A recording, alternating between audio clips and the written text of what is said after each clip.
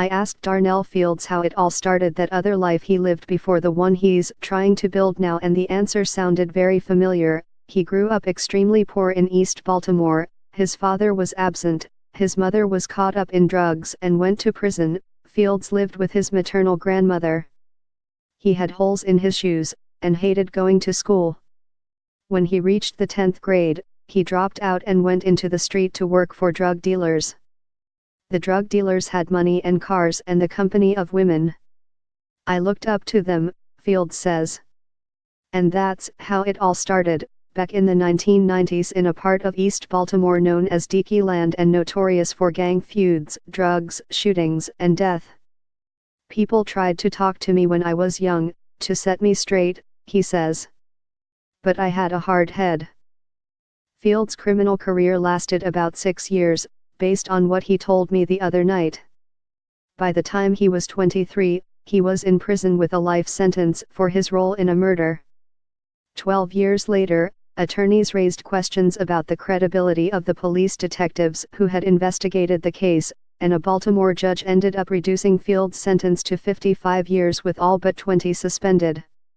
He was released in May 2016. And so we begin again.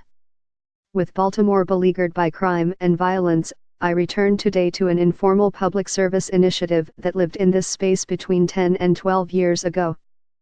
It began in June 2005 with an open letter to the drug dealers of Baltimore, asking them to consider getting out. And so we begin again. With Baltimore beleaguered by crime and violence, I returned today to an informal public service initiative that lived in this space between 10 and 12 years ago. It began in June 2005 with an open letter to the drug dealers of Baltimore, asking them to consider getting out. That's a turn of fortune most violent offenders who get life never see. And Fields certainly did not expect to be back in Baltimore at the age of 37. Before the deal that had him plead guilty for a reduced sentence, he assumed he'd spend most of his life in the state prisons in Hagerstown, Jessup, or Cumberland.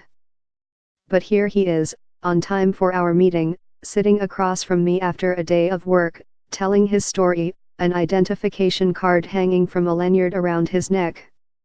He's wearing a light blue polo shirt that shows his affiliation with Civic Works, one of several Baltimore nonprofits that helps ex-offenders prepare for jobs.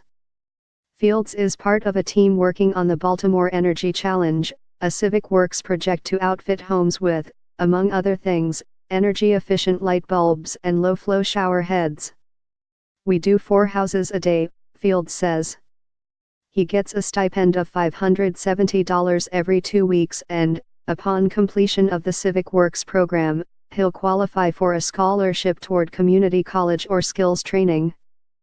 Civic Works was not Fields' first job since coming home. He worked for a year at Second Chance, the busy nonprofit salvage depot in South Baltimore that also helps people with criminal backgrounds move into jobs. So Fields has kept busy since leaving prison, and he hopes his experiences with the nonprofits will result in full-time employment despite the violent crime on his record, historically a major obstacle to a job.